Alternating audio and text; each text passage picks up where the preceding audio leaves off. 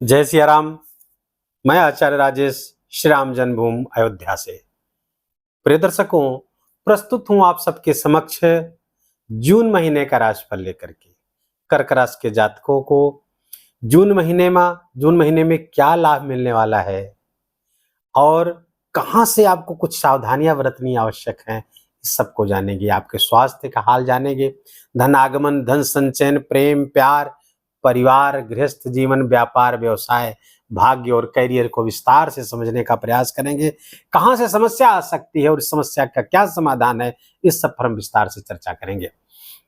आइए प्रारंभ करें। इससे पहले बता दें, वीडियो आपके चंद्र राशि के आधार पर बना हुआ है। यदि आपकी लग्न कुंडली में चंद्रमा 4 नंबर की राशि पर बैठा है तो आपकी कर्क राशि हुई।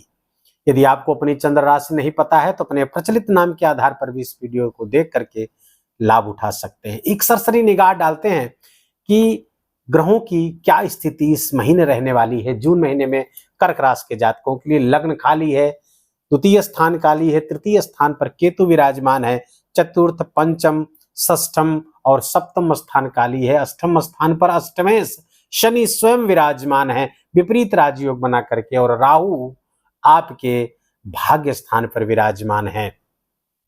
मंगल जबरदस्त योग बना करके 1 जून से आपके 10वें स्थान पर आ जाएंगे, जो रोचक पंच महापुरुष राजयोग बना करके बैठेंगे, दिग्बल अवस्था में बैठेंगे। अब बड़ा शानदार योग 10वें स्थान पर मंगल का रोचक राजयोग बना करके बैठना अत्यंत श्रेष्ठ राजयोगों में से एक है। आपके एकादश स्थान पर लाभ स्थान पर 4 ग्रहों की युति चतुष्ग्रही योग बना हुआ है, जबरदस्त योग है। सूर्य एकादश स्थान पर आपके 15 जून तक रहेंगे। 15 जून के बाद अर्थात इस महीने के मध्य, जून महीने के मध्य तक विराजमान रहेंगे। मध्य के बाद में फिर आपके द्वादश स्थान पर चले जाएंगे 15 जून से, और 15 जून से 16 जुलाई तक वहां विराजमान रहेंगे।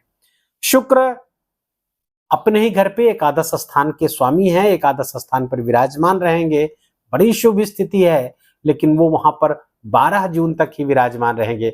12 जून के बाद वो द्वादश स्थान पर चले जाएंगे, जहां पर एकमात्र शुक्र ऐसे ग्रह हैं जो द्वादश जाकर के भी शुभ फल ही प्रदान करते हैं।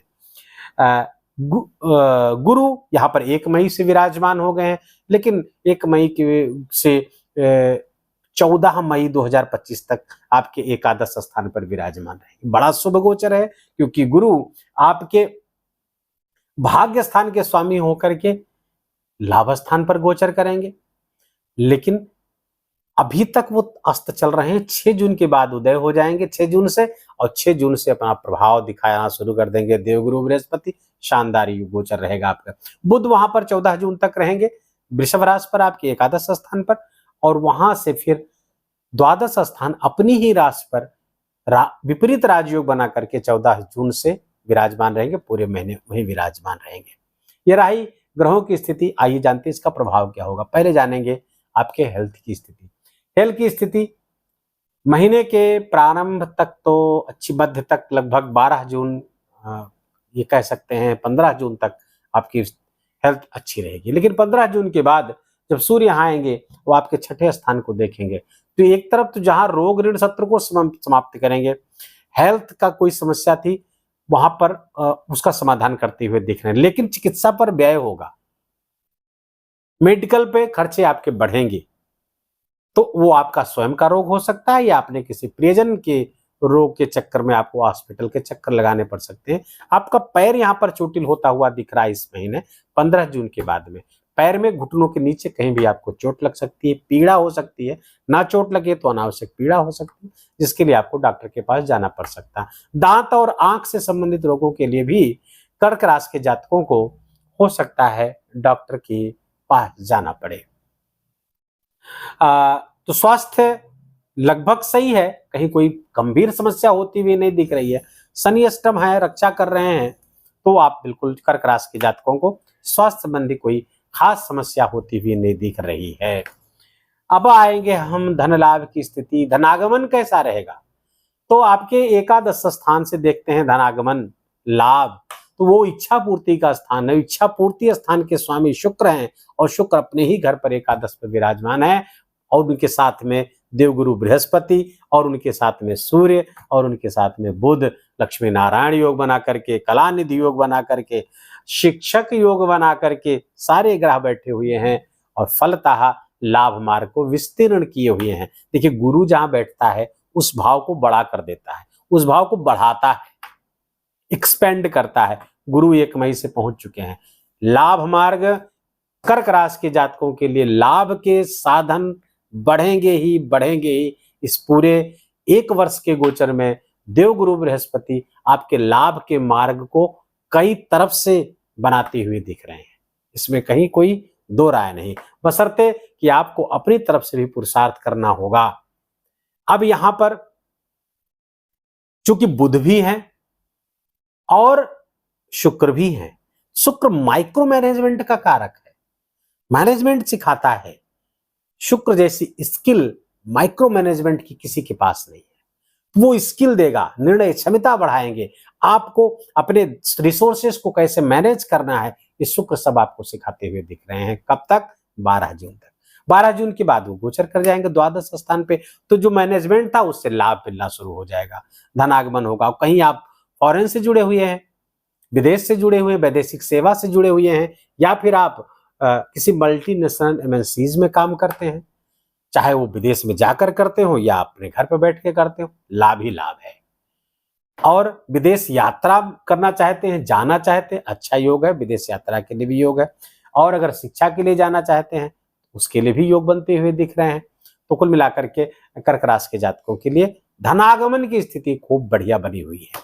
धन संचयन की स्थिति, शुक्र आपके जो धनेश है, धन स्थान के स्वामी है, सूर्य है, 15 जून तक धनागमन वाले स्थान पर ही बैठे हुए हैं, कलानिधि योग बना करके बैठे। तो आर्ट से, डिजाइनिंग से, म्यूजिक से, डांसिंग से, मैनेजमेंट से, इस सब से लाभ कराते हुए धन संचयन भी होता हुआ दिख रहा है। लेकिन सावधान, 15 जून के बाद अचानक खर्चे आपके बढ़ जाएंगे, आपके व्यय बढ़ जाएंगे। आप अपनी भोग विलास की सामग्रियों पर व्यय करना खर्च शुरू कर देंगे।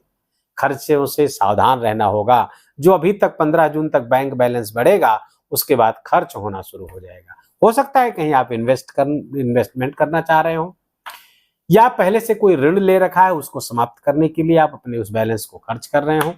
तो ये सब तो ठीक है, इसमें कहीं कोई प्रॉब्लम नहीं। लेकिन भोगवादी वृत्ति के कारण अगर आपका खर्चे बढ़ रहे हैं तो ये थोड़ा सा सावधान रहने की आवश्यकता है, सचेत रहने की आवश्यकता है।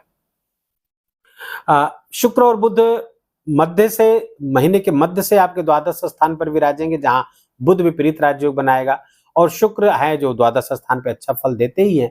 तो एक लक्ष्मी नारायण योग यहां भी बनता हुआ दिख रहा है, ये 14 जून से बनेगा। तो ये लाभकारक स्थिति हो सकती है आपके लिए। अब इसके लिए आपको विशेष प्रयास करना होगा, क्योंकि पराक्रम स्थान के स्वामी केतु हैं, वो आपके बुध हैं, और यहाँ पर केतु विराजमान है, और बुध आपके द्वादश स्थान पर बैठेंगे जो विपरीत राजयोग बना करके बैठ रहे हैं। तो ये लाभ हो सकता है। 14 जून से अपने पराक्रम को बढ़ाएं, कम्युनिकेशन स्किल बढ़ सकती है आपकी। सोशल मीडिया इन्फ्लुएंसर हैं, यूट्यूबर हैं, आप इंस्टाग्राम पे काम करते हैं, फेसबुक पे काम करते हैं, तो वहां से आपको विशेष लाभ होता हुआ दिख रहा है। तो कम्युनिकेशन से आपको खूब लाभ 14 जून के बाद होता हुआ दिखेगा। तो धनागमन की स्थिति अच्छी है, धन संचयन की स्थिति अच्छी है। 15 जून के बाद खर्चों पर नियंत्रण की आवश्यकता होगी। अब आते हैं आपके शिक्षा स्थान पर। शिक्षा स्थान के स्वामी है मंगल, और रोचक राजयोग बना करके दसम बैठेंगे। तो एक तो ये पद्म सिंहासन योग बना करके बैठेंगे, दूसरा रोचक पंच महापुरुष राजयोग बना करके बैठेंगे। तो सबसे अच्छा ग्रह जून माह के लिए अगर कहा जाए तो आपका क्या हो गया? मंगल। भूमिपुत्र मंगल आपको भूमि का लाभ कराते हुए दिख रहे हैं, भवन का लाभ कराएंगे, बड़ी भू संपत्ति आप खरीद सकते हैं। और खासकर यदि आप रियल एस्टेट से जुड़े हुए हैं, आप प्रॉपर्टी डीलिंग का काम करते हैं, आप माइंस का काम करते हैं, आप सरकार से जुड़कर ठेकेदारी के काम करते हैं, कंस्ट्रक्शन का काम करते हैं, जबरदस्त लाभ 1 जून से लेकर के आपको 12 जुलाई तक प्राप्त होता हुआ दिख रहा। बड़ा लंबा गोचर है, लगभग 42-43 दिन का एक गोचर है, और इसका सर्वोत्तम लाभ आपको मिलेगा ही, बशर्ते कि आपको प्रयास बहुत बढ़े चढ़े होने चाहिए। तो ये रोचक राजयोग आपकी अगर लग्न कुंडली में भी बना हुआ है तब तो कहने ही क्या। नई नौकरी की संभावना को यहाँ पर प्रबल कर रहे हैं। तो ऐसे विद्यार्थी, कर्क राशि के ऐसे जातक जो नई नौकरी के लिए प्रयास कर रहे हैं या नौकरी प्राप्ति के प्रयास कर रहे हैं, सूर्य की दृष्टि यहाँ पर पड़ेगी, प्रतियोगी परीक्षाओं में विजय दिलाएंगे। फलतः आपको उच्च नौकरी प्राप्त हो सकती है, उच्च पदस्थ आप हो सकते हैं। आप अपने विभागीय परीक्षाओं में उच्च पद प्राप्त कर सकते हैं, उसमें सफलता प्राप्त करके आपको उच्च पद मिल सकता है। आप प्राइवेट नौकरी, वहां पर नए प्रोजेक्ट, वहां पर उच्च पद आपको प्राप्त हो सकता है। और यदि आप डिफेंस सर्विसेज से जुड़े हैं, पुलिस से जुड़े हो या उससे संबंधित कोई तैयारी कर रहे हैं आप, निश्चित रूप से सफलता 12 जुलाई तक आपकी प्रतीक्षा कर रही है, बशर्ते आप अपने प्रयास को उच्च कर दीजिए। प्रयास उस दिशा में खूब करिए तो आपको नौकरी मिलती हुई दिख रही है। सरकारी नौकरी भी, प्राइवेट नौकरी भी अब एकदम मिलती हुई दिख रही है। प्रमोशन जिनका ड्यू है, प्रमोशन यहाँ पर मंगल जाकर करा देंगे। कुछ साहसी कार्य करेंगे आप, कुछ बहुत अच्छा कार्य क्षेत्र पर आप कर जाएंगे और आपके विरोधी एकदम दबे रहेंगे आपसे, आपके बॉस भी आपसे प्रसन्न रहेंगे। तो फलतः कर्क राशि के जातकों के लिए पंचम की ये स्थिति जो पद्म सिंहासन योग बना करके बैठी है, रोचक राज योग बना करके बैठी हुई है, कुलदीपक योग बना करके बैठी हुई है, तो इस सब से आपको खूब लाभ होता हुआ दिख रहा है। विद्यार्थी वर्ग को प्रेम प्यार के लिए भी बहुत अच्छा है। शुक्र की, बुध की, सबकी गुरु की दृष्टि पड़ रही है। वैवाहिक संबंध भी, प्रेम को अगर बदलना चाहे तो भी हो सकता है। गुरु आ ही गए हैं आपके लिए, पंचम उनकी 7वीं दृष्टि यहाँ पड़ेगी, 9वीं आपके सप्तम पड़ेगी, तो विवाह की संभावना को भी प्रबल किए हुए हैं। कर्क राशि के जातकों के जो अविवाहित जातक है, हमारे अभी तक विवाह नहीं हुआ है, चाहे वो लड़की हो या लड़का, इस वर्ष अर्थात मई 24 से लेकर के मई 25 तक उनका विवाह होने की पूरी संभावना एकदम बलवती हो चुकी है। पढ़ाई लिखाई की बात हो गई। आपके गृहस्थ जीवन की बात करें तो जीवन साथी के स्वास्थ्य में कुछ समस्या हो सकती है, उनके साथ संबंध में कुछ समस्या यहाँ पर पनपती हुई दिख रही है। बाकी हालांकि शनि इस लंबे समय से गुजर रहे हैं और आपके अष्टमेश होकर के अष्टम स्थान पर बैठेंगे, तो ससुराल पक्ष से तो लाभ, उनका इंटरफेयर थोड़ा सा बढ़ जाएगा, जिसके कारण कुछ समस्याएं आपके हो सकती है। बाकी थोड़ा सा उनके साथ स्वास्थ्य का ख्याल रखें। बाकी अच्छा है। पार्टनरशिप में व्यवसाय है तो भी आपको थोड़ा ध्यान रखने की आवश्यकता है। बाकी व्यापार व्यवसाय बहुत अच्छा चलने वाला है आपका। जो कर्क राशि के जातक व्यापारी है, व्यवसायी है, उनका व्यापार व्यवसाय जून महीने में बहुत बुलंदियों को छुएगा, बहुत ज्यादा लाभ आपको प्राप्त होता हुआ दिख रहा है। कोई बड़ी उपलब्धि कर्क राशि के जातकों की इस महीने प्राप्त होगी, कुछ बड़ा काम, कुछ बहुत बड़ा काम, जीवन एक नया करवट लेता हुआ दिख रहा है। यद्यपि पिछले महीने से भी कर्क राशि की स्थितियों में बहुत सुधार होता हुआ दिख रहा है, लेकिन अब जून से उसका परिणाम और अच्छा होता हुआ दिखेगा, क्योंकि गुरु जो 6 जून तक अस्त थे अब उदय हो जाएंगे। 1 मई से गोचर तो किया, दशम से आपके एकादश गए, तो गोचर तो अच्छा हुआ लेकिन अस्त हो गए तो उतना परिणाम नहीं मिल पाया। अब अच्छा परिणाम आपको प्राप्त होगा क्योंकि उदय होने जा रहे हैं। अब ये रोहिणी नक्षत्र पर उदय करने जा रहे हैं, गोचर करने जा रहे हैं, तो रोहिणी नक्षत्र चंद्रमा का नक्षत्र है और चंद्रमा आपका राशि के स्वामी है और वही चंद्रमा गुरु का उच्च नक्षत्र है, अर्थात अपनी उच्च नक्षत्र पर गोचर करेंगे। फलतः बहुत अच्छा शुभ परिणाम आपको देगा। व्यक्तित्व आपका बहुत अच्छा प्रभावशाली होगा। मान सम्मान समाज में बहुत बढ़ता हुआ दिख रहा है, लेकिन माता जी के स्वास्थ्य में कुछ समस्या कर देंगे, तो वहां पर उनके स्वास्थ्य का थोड़ा सा ध्यान रखने की आपकी आवश्यकता है। पिताजी के भी स्वास्थ्य का ध्यान रखने की आपको आवश्यकता है। धर्म से जुड़ना कर्क राशि के जातकों के लिए, जब तक राहु आपके 9वें भाव पर गोचर कर रहा है, आपको बहुत आवश्यक है। हालांकि हर व्यक्ति को धर्म से जुड़े रहना चाहिए, अध्यात्म से जुड़ा रहना चाहिए, लेकिन आपके लिए बहुत आवश्यक है, क्योंकि 9वें भाव पे राहु गोचर कर रहा हो और अगर आप धर्म से विरत हो गए, धार्मिक कृत्य से आपको एलर्जी है, आपको अच्छा नहीं लगता, आप नास्तिक हैं, तो ये राहु आपको बहुत दौड़ाएगा, बहुत भगाएगा, बहुत संघर्ष करवाएगा। पिता तक से संबंध गड़बड़ करवा देगा और इवन पिता से विछोह भी हो सकता है। तो इसलिए बहुत सावधान रहें इस राहु से। धर्म से रोज जुड़े रहें, नित्य मंदिर जाने का प्रोग्राम बनाइए, मस्तक पर तिलक धारण करिए, मस्त और चोटी रखेंगे, ये सब चीजें करते हैं। केसर का तिलक हो सके तो केसर का तिलक धारण करेंगे। धार्मिक गतिविधियां घर में भी करें, मंदिर में भी जाकर करें और थोड़ा सा अपने आचरण को नैतिक बनाए रखें, लोगों को धर्म से जोड़ने का प्रयास भी करें, तो निश्चित मानिए राहु आपको बिल्कुल भी नुकसान नहीं पहुंचाएगा और धर्म से जुड़े रहेंगे तो बहुत ज्यादा लाभ आपको प्राप्त होंगे, क्योंकि गुरु की जो 9वीं दृष्टि है वो धर्म दृष्टि है और वो आपके 7वें स्थान पर पड़ रही है 1 मई के बाद में, तो ये बहुत अच्छा, आपके लिए बहुत अच्छा रहेगा। तो गृहस्थ जीवन को भी अच्छा करते हुए दिख रहे हैं देवगुरु बृहस्पति। अभी तक जो समस्या चल रही थी 1 मई के पहले जीवन साथी के साथ उनके साथ संबंध या उनके स्वास्थ्य में जो समस्या चल रही थी 1 मई के बाद वो अच्छी हो जाएगी। गृहस्थ जीवन में पुनः बहार लौटेगी। जीवन साथी की अगर स्वास्थ्य संबंधी समस्या थी तो वो स्वास्थ्य संबंधी समस्याओं से निकलने का मार्ग प्रशस्त होता हुआ स्पष्ट दिख रहा है। आपस में प्रेम प्यार बढ़ता हुआ दिख रहा है। तो ये रहा आपका संपूर्ण भविष्य फल जून माह का राशिफल हमने पूरी चर्चा की। अब व्रतों पर आते हैं तो 2 व्रत महत्वपूर्ण है। एकादशी जो अचला एकादशी या अपरा एकादशी, दोनों एक ही नाम से जाने जाते हैं। ये 2 जून को पड़ रहा है और ये एकादशी व्रत रखा क्यों जाता है, या वीडियो में मैंने क्यों शामिल किया, केवल यही 2 व्रत की बात मैं क्यों कर रहा हूं, और भी व्रत है इस महीने में। मैं इसलिए बात करता हूं क्योंकि अधिकांश कुंडलियों में चंद्रमा अच्छा नहीं होता है। चंद्रमा हमारे मन का कारक है, और यदि हम डिप्रेशन में हैं, हम एंजाइटी में जी रहे हैं, हम तनाव में हैं, तो हम बहुत अच्छी ग्रह स्थितियां होते हुए भी लाभ नहीं ले पाते, क्योंकि मन अच्छा नहीं रहा तो हम अच्छी परिस्थितियों का लाभ, अनुकूल परिस्थितियों का लाभ नहीं उठा पाएंगे।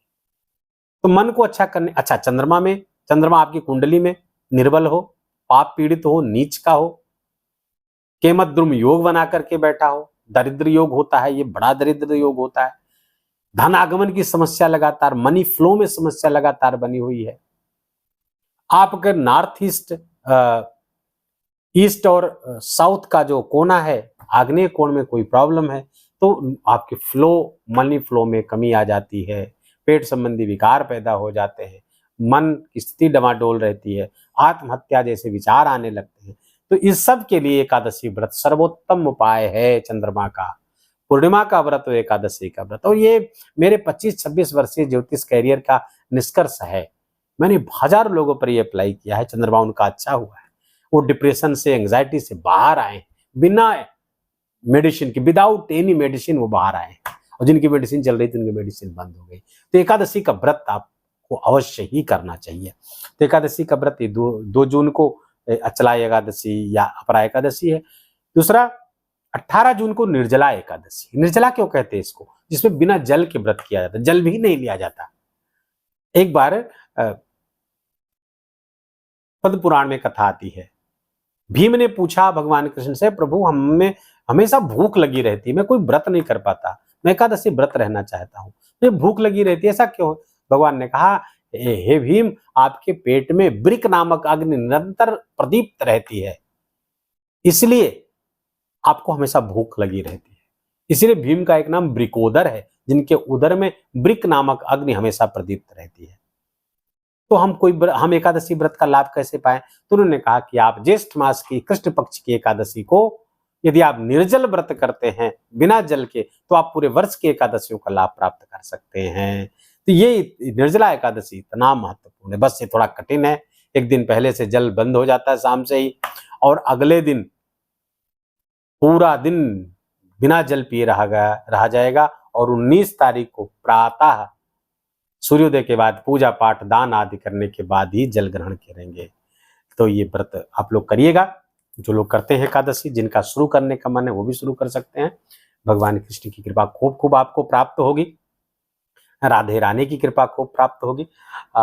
वीडियो को यही समाप्त करेंगे। वीडियो आपको अच्छा लगा हो, आपके काम का लगा हो, इंफॉर्मेटिव हो, मेरा बोलना आपका सुनना सार्थक हुआ हो, इस वीडियो को कृपा पूर्वक लाइक करिएगा, अपनों के साथ शेयर करिएगा, और कमेंट में बहुत प्रेम से जय सिया राम लिखना बिल्कुल भी मत भूलिएगा। मेरा विशेष आग्रह है आपसे, अगर आप जहां भी हैं, चाहे देश में है विदेश में है, जय सिया राम कमेंट करते हैं तो वो कमेंट आपका अयोध्या जी में पहुंचेगा मेरे पास, और वो भगवान श्री राम के चरणों में पहुंच जाएगा।